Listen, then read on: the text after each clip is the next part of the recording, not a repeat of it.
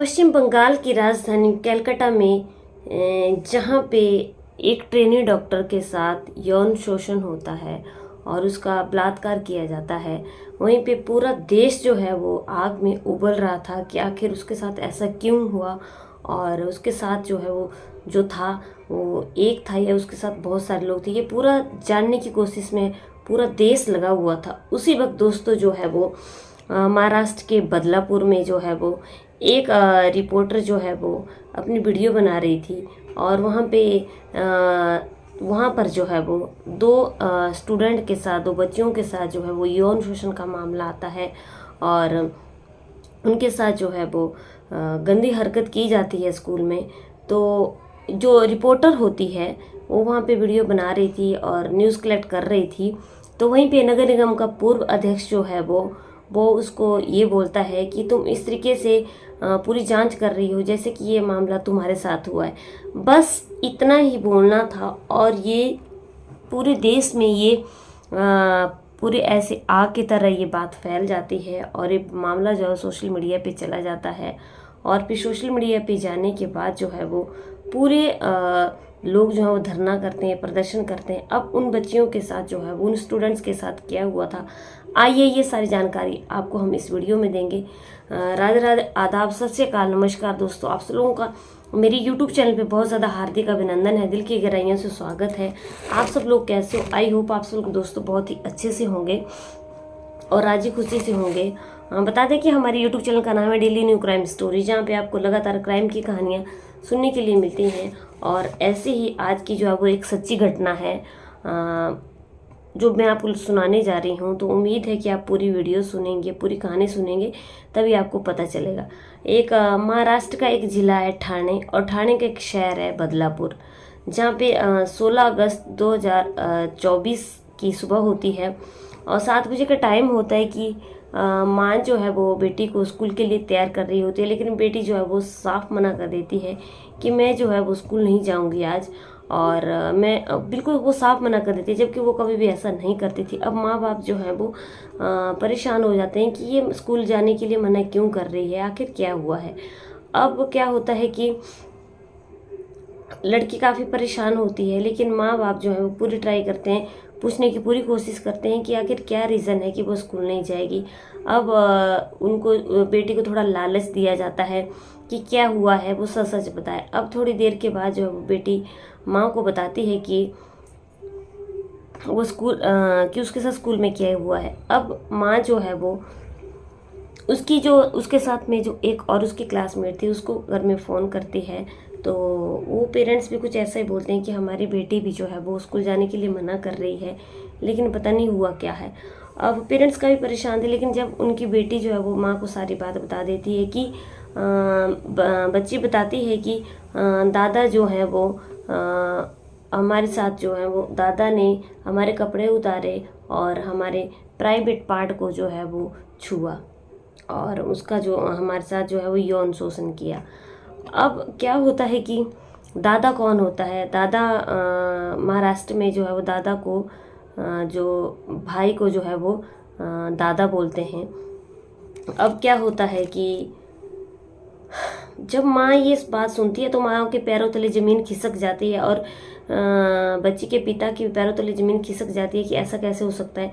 माँ बाप काफ़ी परेशान होते हैं, काफ़ी घबरा जाते हैं और वो सीधा स्कूल जाते हैं। स्कूल में पहुँचते हैं और स्कूल में सारी बात बताते हैं, लेकिन स्कूल वाले जो है वो उनकी बात को बिल्कुल भी नहीं सुनते हैं और बिल्कुल भी उस चीज़ को सीरियस नहीं लेते हैं कि हाँ कि अब ऐसा हो सकता है। अब वो काफ़ी परेशान होकर के वहाँ से फिर चले जाते हैं और वो नज़दीक वहाँ का पुलिस स्टेशन होता है, वहाँ पे जाते हैं। और पुलिस स्टेशन में जाकर के वो अपनी सारी बात बता देते हैं और पुलिस वहाँ पे बताते हैं कि उनकी बच्ची जो है वो एक शहर के नामी ग्रामी स्कूल में पढ़ती है, जहाँ पे कि 1200 बच्चे हैं। और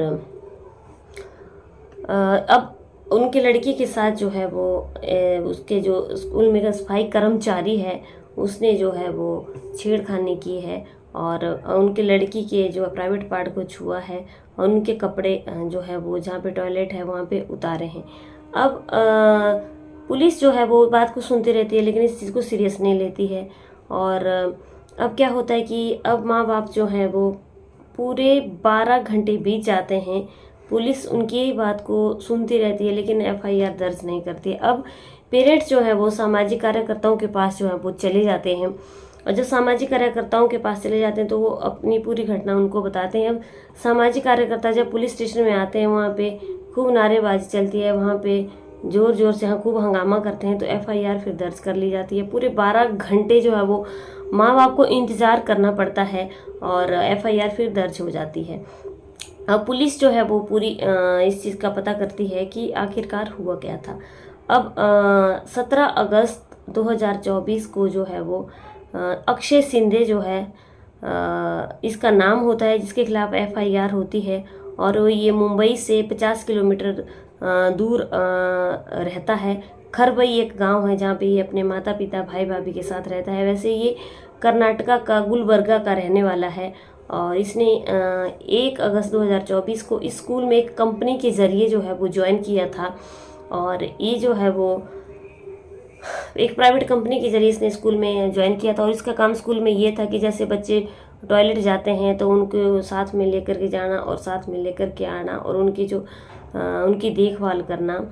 और अब जो है वो इसने जो टॉयलेट में जा कर के उन बच्चों के कपड़े उतारे, उनका यौन शोषण किया, उनके प्राइवेट पार्ट को छुआ।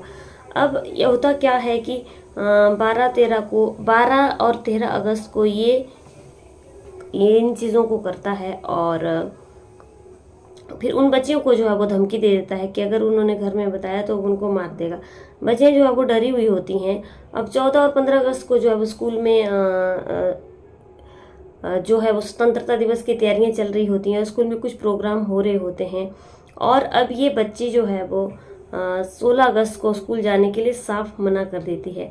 अब क्या होता है कि 17 अगस्त को जो है वो 16 अगस्त को जो है वो इस आदमी के खिलाफ पुलिस स्टेशन में एफआईआर दर्ज करवाने के लिए उसके माता पिता जाते हैं, और 17 अगस्त को जो है वो उसके खिलाफ एफआईआर पूरे 12 घंटे के बाद दर्ज कर ली जाती है।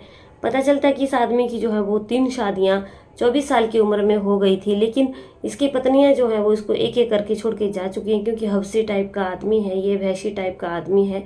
और अब क्या होता है कि ये पूरा 17 अगस्त को जो है वो लोग ये डिसाइड करते हैं कि वो वहाँ पे, जैसे कि पश्चिम बंगाल की राजधानी कलकत्ता में हुआ था, लोगों ने खूब प्रदर्शन धरना जारी किया था। ये लोग जो है वो 20 अगस्त 2024 को ये धरना देंगे, और बदलापुर जो है वो रेलवे स्टेशन है, वहाँ पे उन्होंने ट्रेन का जो स्टेशन है वहाँ पे उन्होंने ब्लॉक कर दिया, और इंटरनेट सेवाएं भी काफ़ी ठप हो गई, और ट्रेन को पूरा दिन भर इधर से उधर आने जाने नहीं दिया। वहाँ पे हज़ारों की तादाद में लोग जो है वो वहाँ पे धरना देने के लिए पहुँच गए कि उसको जो है वो फांसी की सज़ा बहुत जल्दी दी जाए, और इस केस को जो है फास्ट ट्रैक कोर्ट में लिया जाए। अब इसमें जो है बॉम्बे हाई कोर्ट ने भी जो है वो अपनी टिप्पणी दी है। बॉम्बे हाई कोर्ट ने जो है वो पूरे जवाब जो है वो तलब किए, और ये एसआईटी टीम गठित की गई।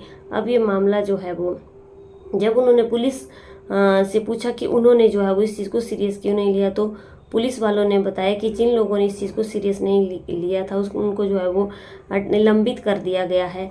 और अब ये जो है वो एक बड़े अधिकारी के पास जो है वो, जो कि एक महिला अधिकारी है, उनके पास ये मामला चला गया है। और हालांकि वहाँ पे काफ़ी तोड़ फोड़ भी हुई। रेलवे स्टेशन पे 300 लोगों के खिलाफ मुकदमा दर्ज हो गया, 17 को जो है वहाँ पे अरेस्ट भी कर लिया गया। अब काफ़ी जो है वो 22 अगस्त 2024 को सुप्रीम कोर्ट ने जो है वो इसको संज्ञान में लिया, और काफ़ी उनसे सवाल जवाब किए। अब उनका पेरेंट्स का, माँ बाप का और लोगों का यही मानना है कि उसको फास्ट ट्रैक कोर्ट में लिया जाए, उसको फांसी की सज़ा जल्दी से जल्दी दी जाए। और लेकिन किसी भी वकील ने जो है वो उसके लिए आगे आकर के उस केस को लड़ने के लिए साफ इनकार कर दिया है कि वो इसके अक्षय सिंधे के लिए जो है वो इस केस को नहीं लड़ेंगे। अब विषय में जो है वो ये क्या होता है, उसको फांसी की सज़ा मिलती है या नहीं, ये तो भविष्य के गर्भ में छिपा हुआ है। लेकिन बहुत ही जल्द जो है वो ये कुछ चीज़ें सोशल मीडिया पे उठती हैं और बहुत ही जल्दी जो है वो ठप हो जाती हैं। अब होता क्या है, अब ये जो है वो आने वाला वक्त ही बताएगा कि इसका क्या रिजल्ट निकलेगा। लेकिन मेरी सबसे इस कहानी से हमें दोस्तों सबसे बड़ी सीख यही मिलती है कि जो आपके बच्चे जो हैं वो स्कूल में पढ़ते हैं और जो हमारे बच्चे स्कूल में पढ़ते हैं, तो जब बच्चे स्कूल से घर आते हैं तो हमें ज़रूर अपने बच्चों से ये पूछना चाहिए कि आज उनको जो है वो मैम ने क्या पढ़ाया, आज मैम किसने उनके साथ गुड टच किया और किसने उनके साथ बैड टच किया, किसी ने उनके साथ बैड टच तो नहीं किया, और उनका बच्चा जो है किस कंडीशन में है स्कूल में, उसके साथ क्या माहौल है। ज़रूर दोस्तों ये चीज़ जो है वो हम अपने बच्चों से पूछें, और ताकि हमें पता चलता रहे कि स्कूल में बच्चे के साथ क्या हो रहा है और क्या नहीं हो रहा है। और ये हमें बहुत ज़्यादा सतर्क होने की ज़रूरत है, स्कूल का जो है वो माहौल कैसा है कैसा नहीं है, इसलिए बहुत ज़्यादा सतर्क होने की ज़रूरत है। क्योंकि हम जो हैं वो अपने बच्चों को स्कूल के लिए भेज देते हैं और निश्चिंत हो करके घर में बैठ जाते हैं, लेकिन वहाँ पे स्कूलों में क्या हो रहा है हमें कुछ भी पता नहीं होता। इसलिए ज़रूर अपने बच्चे के साथ स्कूल से आने के बाद ज़रूर पूछें कि उसके साथ क्या हो रहा है स्कूल में, गुड टच कौन करता है, बैड टच कौन करता है, या उसके साथ कोई ऐसी कोई हरकत तो नहीं हुई है। दोस्तों मेरे ये कहानी सुनाने का उद्देश्य किसी को परेशान नहीं करना है, किसी को बिल्कुल किसी को भी परेशान नहीं करना है, और मेरे ये कहानी सुनाने का उद्देश्य बिल्कुल आप लोगों को सतर्क करना है, जागरूक करना है। उम्मीद करती हूँ कि आप लोगों को मेरी कहानी अच्छी लगी लाइक शेयर कमेंट जरूर करना। चैनल पर पहली बार आए हो चैनल को सब्सक्राइब जरूर करना। चलिए दोस्तों, आप लोगों से कल की वीडियो में फिर से मिलते हैं, तब तक बने रहिए मेरे चैनल पर। जय हिंद, जय भारत।